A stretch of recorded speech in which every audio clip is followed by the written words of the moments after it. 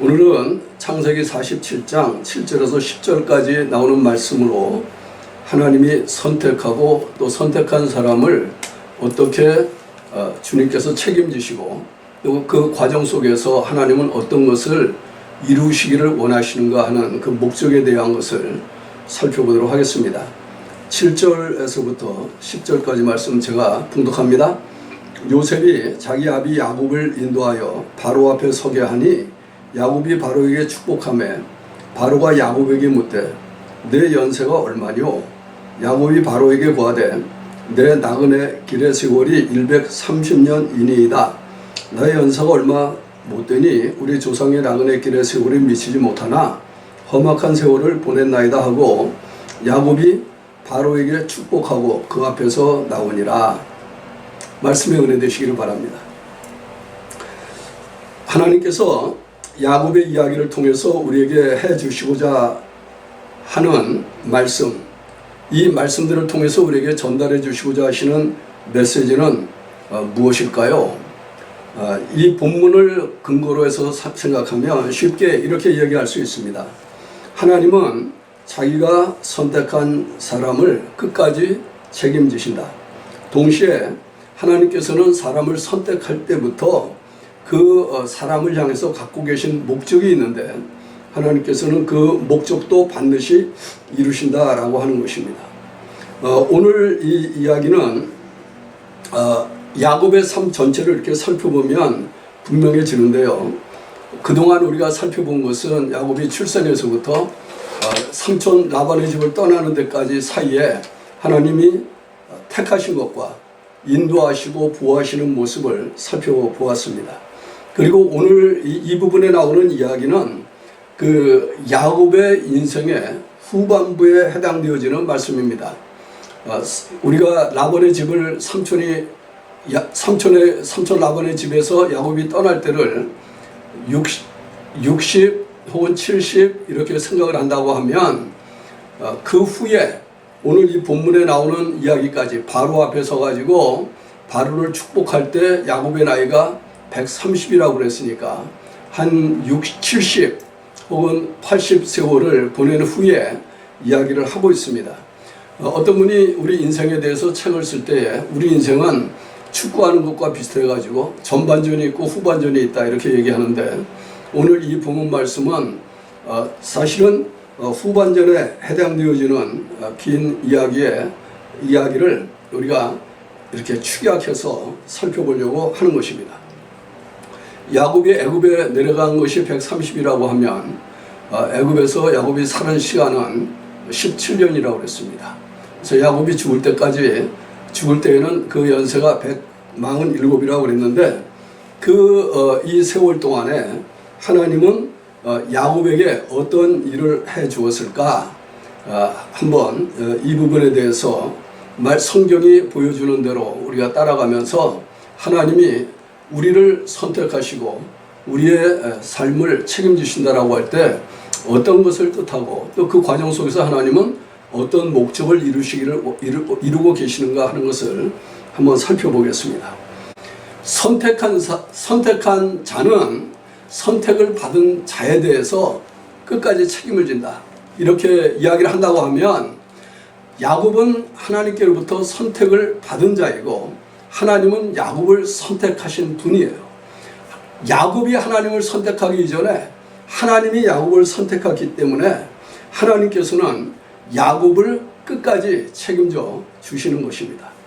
오늘 이 하나님께서 야곱을 끝까지 책임져 주신다라고 하는 것에 대한 이야기는 31장부터 시작합니다. 거기에 보면은 라반을 떠나서 에서를 만나러 갈 때에 제일 먼저 하나님이 야곱을 만나서 야곱에게 약속하시는 말씀이 나오는데 그 이야기가 그 마하나임이라고 하는 곳에 이르렀을 때에 하나님의 사자들이 그를 만난 장면 속에 담겨 있습니다. 마하나임이라고 하는 말은 하나님의 군대들이라고 하는 말인데요. 이 군대의 두 진영이 이 성경을 해석하는 학자들은 이렇게 얘기합니다. 어떤 분은 이 군대의 두 진영이 오른쪽과 왼쪽에 한 진을 치고 있으면서 야곱에게 이렇게 이야기를 했다라고 이야기하는 것이고, 어떤 분들은 그 군대의 진영이 앞과 뒤에 진을 치고 있으면서 야곱을 만나서 이런 이야기를 해 주었다라고 얘기를 하는 것인데, 이 이야기는 어쨌든 하나님의 군대가 야곱을 보호하고 있고 동행하고 있고 책임지고 있다라고 하는 것을 책임지겠다라고 하는 하나님의 마음을 전하는 사건으로 이해할 수가 있습니다. 그리고 난 다음에 하나님께서 42장까지 이어지는 긴 이야기를 보면 야곱을 죽을 고비에서 생명이 위협을 받는 그 죽을 위기 속에서 3번 구해주시는 이야기가 나옵니다. 제일 먼저 나오는 것이 여러분이 잘 아는 것처럼 이제 야곱을 만나게 되어지면 형이 나를 죽이지 않을까라고 했던 이 두려움으로부터 자유하게 해주신 것이고요. 두 번째가 그 형을 떠나서 이제 아버지 집으로 가는 길에 그 세겜에 머물게 되어지는데, 세겜에서 디나 때문에 겪게 되어지는 어려운 일이 있었죠. 이 디나 때문에 그 아들들이 그 세겜 사람들에게 복수를 한 것으로 말미암아 그 주변에 있는 모든 사람들이 야곱의 가족들을 향해서 적으로 삼고, 공동의 적으로 삼고 야곱의 가족을 멸할 수 있는 이런 위기가 있었는데, 하나님께서 그 위기로부터 야곱을 확실하게 건져주십니다. 그리고 마지막으로 나오는 것이 7년 기근으로부터 야곱의 가족을 지켜주시고 그 생명을 보호해 주시는 것입니다. 이 3가지 사건 속에 나타나는 그림은 하나님이 늘 야곱의 편에 서서 역사를 하셨다는 겁니다. 야곱의 인생의 전반전에는 하나님이 그렇게 많이 야곱과 인터랙한 것 같은 관계를 맺고 나타나 보이는 모습이 잘 나타나지 않는 데 비해서 후반부에서는 끊임없이 계속해서 하나님이 야곱과 소통하고 계시고 나타내 보이시고 하나님이 인도하시는 모습을 볼 수가 있습니다. 오늘날 우리는요, 야곱과 같은 맥락에서 생명의 위기를 느끼지는 않을 것입니다. 그러나 우리도 여전히 매일매일 삶 속에서 육체적으로 생명의 위기를 느끼며 삽니다. 오늘날 같이 특별히 코로나 바이러스와의 위험이라든지 불안한 정세로 말미암는 사회적, 경제적 불안감, 또 전쟁에 대한 위기감, 이런 모든 것들이 우리의 육체적인 생명을 놓고 위기를 느끼게 하는 일들이라고 생각할 수 있습니다. 다른 말로 얘기하면 이 몸을 가지고 사는 사람들은 매일매일의 생활 속에서 죽음과 직면하고 있는 삶을 살고 있다는 말인데, 하나님께서 택한 사람들을 하나님께서는 그런 생명의 위기로부터 항상 지켜주시고 우리 편에 서서, 택한 자의 편에 서서 하나님이 그 모든 상황들을 이끌어 가고 계신다라고 하는 거예요. 하나님께서는 그렇기 때문에 하나님이 택한 자들을 향해서 말씀하실 때에 두려워하지 말라, 내가 내 생명을 책임진다, 이렇게 말씀하시는 것이죠. 사실 하나님께서 우리의 생명을 책임지신다라고 얘기할 때는 육체의 생명만 책임지시는 게 아니죠.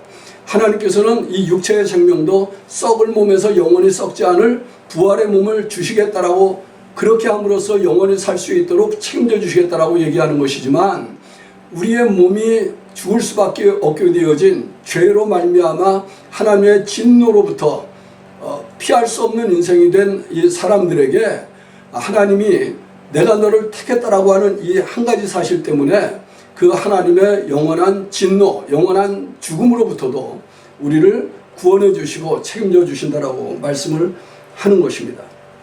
그래서 저는 여러분들이 이 야곱에게 3번이나 있었던 죽음의 고비를 하나님께서 넘기게 해 주셨다라고 하는 이 사건 속에서 하나님이 자기가 택한 사람은 육체적인 생명도 끝까지 책임져 주시고 특별히 하나님과 의 관계 속에서 죄로 인하여 멀어져 있는 영적으로 죽은 사람이라고 하는 상태에 있는 사람들의 생명도 하나님 앞으로 다시 돌아올 수 있는, 하나님과 살아있는 관계 속으로 들어올 뿐만 아니라 그 하나님과 더불어 영원히 살 수 있도록 해주시는 일에 전적인 책임을 져주시는 분이라고 하는 것을 볼 수 있게 되어지기를 바랍니다.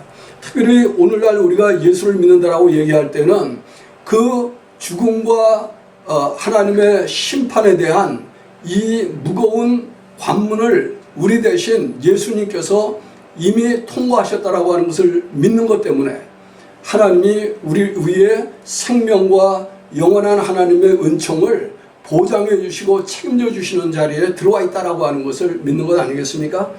그래서 사도 바울은 빌립보 교인들에게 편지를 쓸 때 이렇게 이야기를 한 것입니다. 너희 속에 착한 일을 시작하신 이가 그리스도 예수의 날까지 이루실 줄을 우리가 확신한다. 우리 속에 착한 일을 시작하셨다라고 하는 말은 만세전부터 하나님께서 택하신 우리 속에 예수 그리스도로 말미암아 하나님의 구원의 놀라운 이 역사, 생명의 역사를 시작하신 분이라는 것이죠. 이 하나님께서 그렇게 시작한 이 착한 일을 그리스도 예수님께서 다시 재림하시는 그 날까지 온전하게 만들어 가실 것이라고 하는, 쉽게 얘기하면 책임져 주실 것이라고 하는 것을 확신한다, 이렇게 말씀하는 것입니다. 저는 여러분들이 하나님께서 나를 택하셨다라고 하는 말을 할 때 내가 하나님을 택한 것이 아니고 하나님이 나를 택하셨기 때문에 하나님께서 내 인생을 처음부터 마지막까지 철저하게 책임져 주실 것이라고 하는 확신을 가지고 믿음 생활 하실 수 있게 되어지기를 원합니다. 한 가지 더 생각하는 것은요, 하나님께서 이렇게 선택하셨을 때에 하나님이 사람들을 택했다, 마치 예수님이 제자들을 택했다 이렇게 이야기하신 것처럼 이렇게 선택하셨을 때에는 하나님께서 그 사람들 가운데 이루시기를 원하시는 선한 목적이 있습니다. 예수님께서 12제자를 선택하신 다음에 그 12제자들을 주님께서 원하시는 사람으로 이렇게 빚어가신 것을 우리가 신약 성경을 통해서 볼 수 있는데, 하나님께서 야곱을 택하신 다음에 하나님께서 그 야곱을 또 하나님이 갖고 계신 그 목적에 따라서 이렇게 빚어가고 있는 모습을 그 31장 이후에 나오는 말씀을 보면 우리가 살펴볼 수가 있습니다. 그 하나님이 야곱을 향해서 갖고 있었던 목적에 해당되어지는 것을 우선 이렇게 요약을 하면 크게 세 가지로 얘기할 수 있는데, 첫째는 새 사람을 만들어주는 것입니다. 둘째는 하나님만 예배하는 사람으로 살게 해주신 것입니다. 세 번째는 그 야곱을 통해서 새로운 하나님의 백성들이라고 일컬음을 받을 수 있는 나라를 세우는 일에 기초를 놓으신 것입니다. 첫 번째, 그 하나님께서 야곱을 새 사람 만들어준 사건은 약복강가에서 천사와 씨름하는 장면 속에 나오는데, 여기 보면 이 긴 이야기 속에서 여러분이 주목하게 되는 것은 그 하나님의 천사가 야곱에게 이야기할 때 내 이름이 무엇이냐 이렇게 묻는 장면이 나오죠. 그럴 때 야곱이 야곱이라고 대답하니까 너는 더 이상 야곱이라고 하지 말아라, 그렇게 얘기하면서 이스라엘이라고 하는 새 이름을 줍니다. 이 새 이름을 주었다라고 하는 게 야곱이 새 사람이 되었다라고 하는 것을 뜻합니다. 오늘날 하나님께서 우리에게 예수를 믿으라, 그리하면 구원을 얻겠다. 그래서 우리가 예수를 믿는다라고 얘기하면 예수를 믿는 그 사람은 예수 그리스도의 십자가의 죽음과 부활을 통해서 옛사람은 죽고 새 생명을 가진 새 사람이 되었다라고 하는 이야기를 하게 되어지는데, 하나님이 택한 사람들에게는 하나님께서 목적하시는 새 생명을 주시기를 원하시는 것이고, 그로 말미암아 그 사람으로 하여금 새 사람이 되게 만들어 주는 것입니다. 우리가 천주교의 의식을 따라가지는 않지만, 이렇기 때문에 천주교에서는 예수를 안 믿던 사람이 예수를 믿고 세례를 받으면 새 이름을 줍니다. 세례명이라고 해서 새 이름을 주는데, 그것은 여기에 나오는 이런 정서를 그대로 반영하고 있는 것으로서 이제부터는 당신이 새 사람이 되었다라고 하는 뜻이에요. 왜냐하면 구약 성경의 개념 속에는 이름이 곧 그 사람을 이야기하는 것이기 때문에 그렇습니다. 그래서 우리가 여호와 하나님을 이야기할 때도 이스라엘 백성들은 하나님을 부를 때에 여호와라고 하는 이름 대신에 그 이름이 곧 여호와이시니까 그렇게 그 이름이라고 하는 말로 여호와를 대신하는 것들이 종종 있습니다. 다른 말로 이야기하면 새 이름을 주었다라고 하는 것은 하나님께서 그 사람을, 야곱을 새 사람을 만들어 주셨다는 거예요. 우리가 예수를 믿을 때 옛사람은 죽고 새 사람이 되었다, 이렇게 얘기하는 것은 우리가 하나님께서 택한 사람들을 향해서 갖고 계시는 첫 번째 목적을 믿는 그 순간에 하나님이 이루셨다라고 하는 것을 이야기하는 것입니다. 그래서 그 사건이 있고 난 다음에 야곱은 그 자리에 있었던 그 자기가 만났던 그분을 생각하면서 그 곳의 이름을 브니엘이라고 불렀습니다. 브니엘이라고 하는 말은 내가 하나님을 대면에서 보고도 죽지 않았다라고 하는 뜻인데요. 하나님을 대면에서 보았다는 뜻이지만 그러고도 죽지 않았다라고 하는 것 때문에 붙인 이름인데, 우리가 예수를 믿는다라고 하는 것은 이제까지 알지 못하던 그 하나님을 예수 그리스도 때문에 그 하나님을 대면에 보게 되어지는 것이에요. 그리고도 죽지 않는 사람이 되었다라고 하는 것을 얘기하는 것입니다. 매일매일 죽음을 직면하고 살던 우리가 예수 그리스도로 말미암아 생명의 주인이신 그 하나님을 만나는 순간부터 우리는 영원한 생명을 가진 새 사람이 되었다라고 하는 것을 고백하며 사는 사람들이에요. 그 사람들이 그리스도인들입니다. 그 말은 하나님을 대면해도 하나님의 얼굴을 보면서도 죽지 않는 사람이 되었다라고 하는 것을 고백하는 것입니다. 두 번째로 목적은 하나님께서 그 사건을 통해서 우리가 하나님만 예배하는 사람이 되도록 만드시기를 원하시는 겁니다. 이 사건은 그 디나 사건 이후에 야곱이 세겜을 떠나서 베델로 올라갈 때에 하나님이 야곱에게 주신 말씀 중에 나와요. 거기에 보면 하나님께서 야곱에게 이렇게 이야기합니다. 너희 중에 이방 신상을 버리고 자신을 정결케 하고 의복을 바꾸라. 우리가 일어나 베델로 올라가자. 나의 환난 날에 내게 응답하시며 나의 가는 길에서 나와 함께 하신 하나님께 내가 거기서 단을 쌓으려 하노라. 이렇게 이야기를 하시죠. 그러니까 그들이 자기 손에 있는 모든 이방 신상과 자기 귀에 있는 고리를 야곱에게 주는지라 야곱이 그것들을 세겜 근처 상수리 나무 아래 묶고 베델로 갔다고 했습니다. 여러분들 가운데 혹시 갑자기 벼락부자 되고 싶으신 계시면은 이 야곱이 이 여러 가지 많은 것들을 모아서 묻어놓았던 상수리 나무, 세겜 근처에 있는 그 상수리 나무 한번 찾아보시면 어떻겠습니까? 아마 그 당시에도 이 우상들의 모양을 만들 때 금은 귀금속들을 사용해서 만들었을 텐데 그거 가솔들이 가지고 있는 거 다 모아가지고 땅을 파고 그 밑에 묻었다고 그러니까 꽤 되지 않겠습니까? 근데 이게 이제 우리로 하여금 생각하게 하는 부분이에요. 그것들을 부를 때 뭐라고 불렸냐면은 우상들이라고 불렀습니다. 이방 신상들. 모든 것들을 버리고 자신을 정결케 하고 의복을 바꾸라. 그리고 나의 환난 날에 내게 응답하셨던 누구? 여호와 하나님. 그 하나님께 나아가자. 하나님을 예배하자. 그래서 이 사람들이 그 우상에 관한 모든 것들을 포기하고 땅에 묻고 옛생활을 청산하고 하나님만 예배하는 사람이 되었다라고 하는 것을 보여주는 장면입니다. 그래서 그들이 간 곳을 베델이라고 그랬는데 베델이라고 하는 말은 하나님의 집이라고 하는 말이죠. 우상이라고 하는 게 뭡니까? 우상이라고 하는 것은 그 사람들이 화와 복을 놓고 얘기할 때 그 재앙은 내리지 않고 재앙은 피해가고 액땜인을 해주고 복을 받게 해주는 그런 능력을 가진 존재들이라고 생각했던 신들입니다. 그런데 이 우상의 개념이요, 사실은 개념만 그 모양만 다르지 기본적인 개념은 오늘날도 우리 속에 그대로 많이 있어요. 라반의 식구들은요 여호와 하나님을 믿는다라고 얘기했지만 하나님만 믿은 게 아니에요. 일종의 혼합 종교의 형식을 가지고 자기네들에게 복을 주는 신이라고 하면 이 신도 괜찮고 저 신도 괜찮고 이렇게 하면서 신앙생활을 했다라고 하는 것을 보여주는 흔적인 겁니다. 우리가 믿음 생활할 때 하나님이 우리 속에 이루시기를 원하시는 궁극적인 목적은 참 우리에게 참 생명을 주시고 진정한 복을 주실 수 있는 영생을 주실 수 있는 그 하나님만 섬기라는 거예요.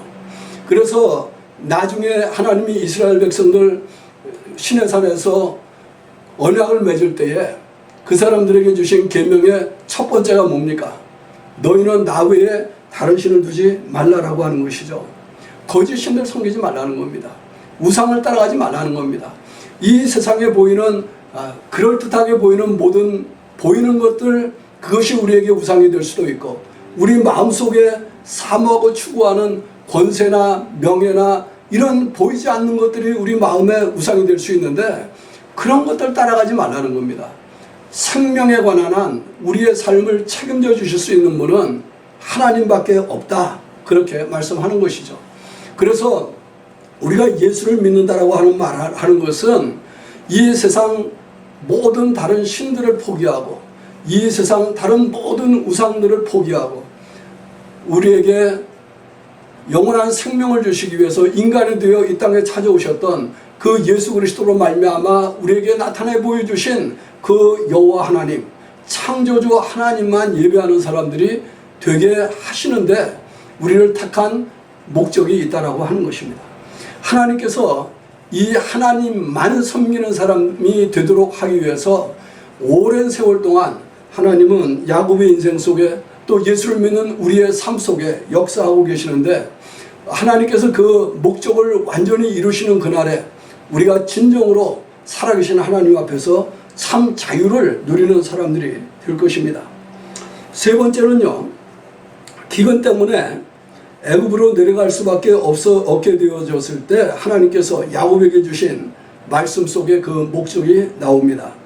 46장 1절 이하에 나오는 말씀인데 2절에 밤에 하나님이 이상 중에 이스라엘에게 나타나시고 불러가라사대, 저는 거기에서 하나님이 야곱에게 나타나시고 하지 않은 부분을 좀 눈여겨보시기를 바라요. 이상 중에 이스라엘에게 나타나시고 불러가라사대, 야곱아 야곱아 하시는지라 야곱이 가로되 내가 여기 있나이다 하매 하나님이 가라사대 나는 하나님이라 내 아비의 하나님이니 애굽으로 내려가기를 두려워 말라. 내가 거기서 너로 큰 민족을 이루게 하리라. 내가 너와 함께 애굽으로 내려가겠고 정녕 너를 인도하여 다시 올라올 것이며 요셉이 그 손으로 내 눈을 감기리라 하셨더라. 이렇게 약속을 하고 계셔요. 그 야복강에서 하나님이 야곱에게 너는 내 이름을 이스라엘이라고 얘기했죠. 이스라엘이라고 하는 말은 하나님의 왕자 혹은 하나님의 하나님의 아들, 왕의 아들 이런 뜻이에요. 그런 뜻에서 하나님께서 이미 이 왕자를 중심으로 한 나라를 세울 것에 대한 그림을 보여주시는데 그 암시하셨는데 그것을 구체적으로 보여주시는 말이 이 말씀이에요. 그래서 나는 하나님이라 내 아비의 하나님이니 애굽으로 내려가기를 두려워하지 말라. 내가 거기서 너로 큰 민족을 이루게 하겠다. 이제는 한 나라가 되게 하겠다. 이렇게 말씀을 하시는 것이죠. 하나님께서 왜 야곱의 온 가설들을 기근을 통해서 애굽으로 내려가게 하셨을까라고 하는 것을 놓고 성경학자들은 크게 두 가지로 설명을 했어요.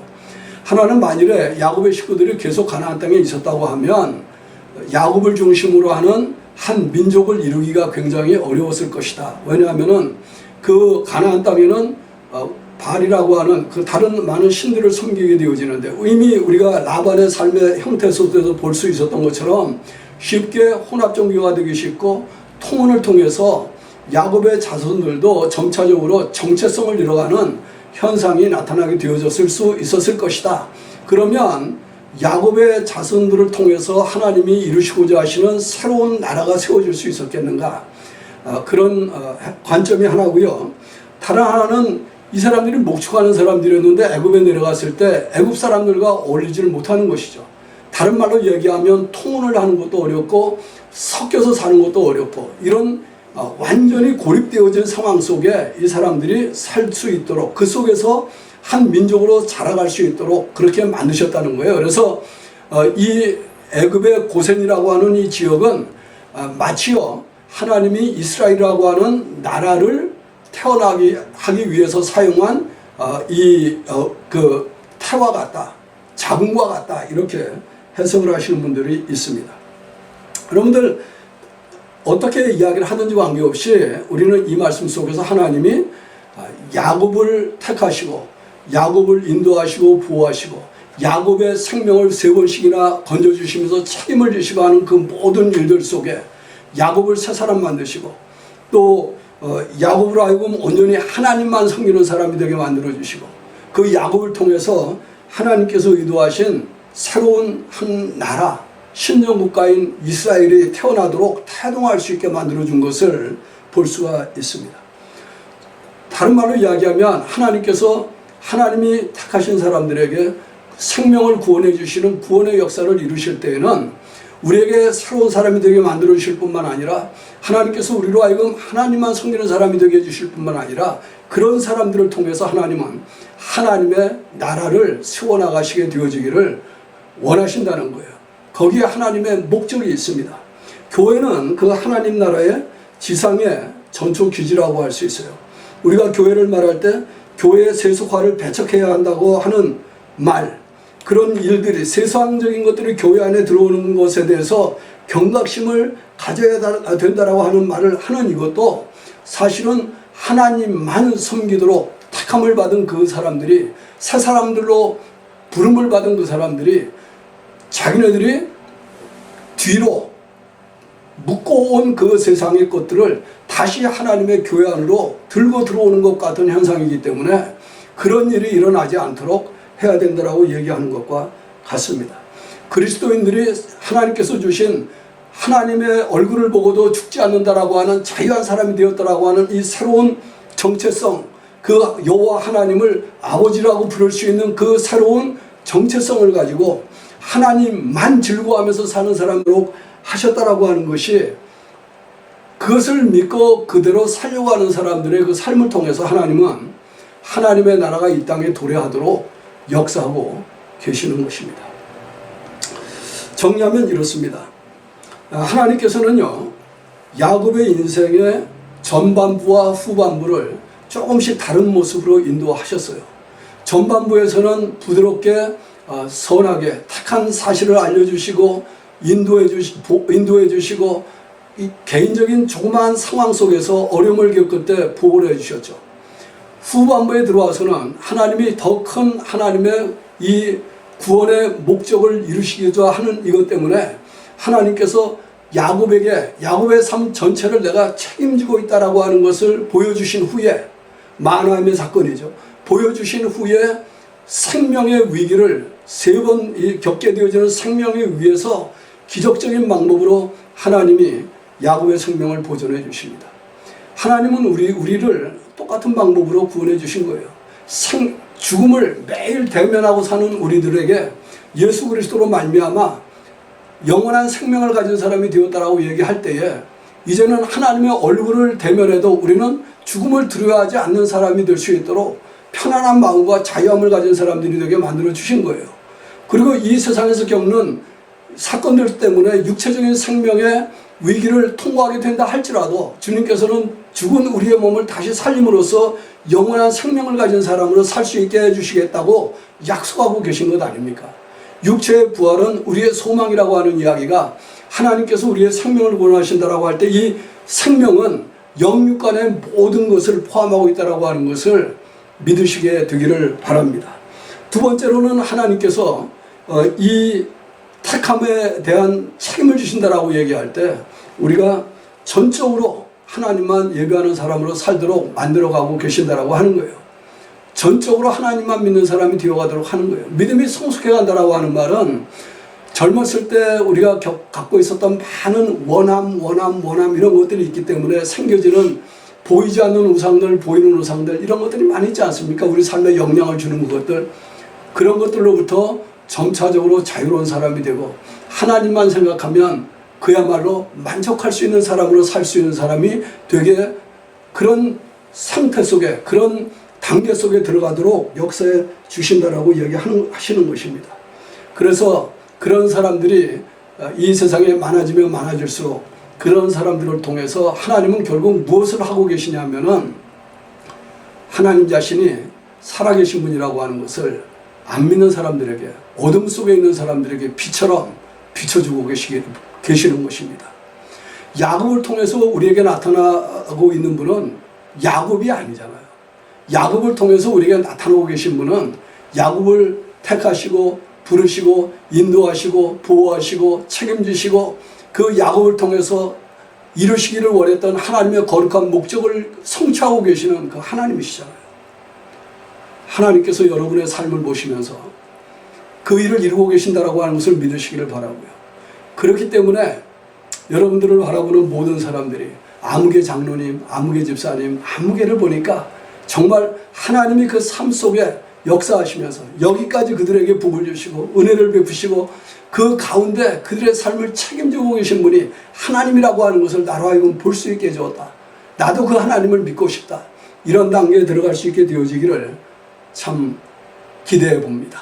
여러분들 이 한 주간을 지나가면서도 참으로 하나님께 택함 받은 사람이기 때문에 끝까지 하나님이 책임져 주실 것이라고 하는 담대한 믿음으로 우리 주변에 일어나는 어떤 생명의 위기감이나 위협으로부터 자유한 사람들로 복되게 지내시는 한 주간이 되기를 주님의 이름으로 축원합니다.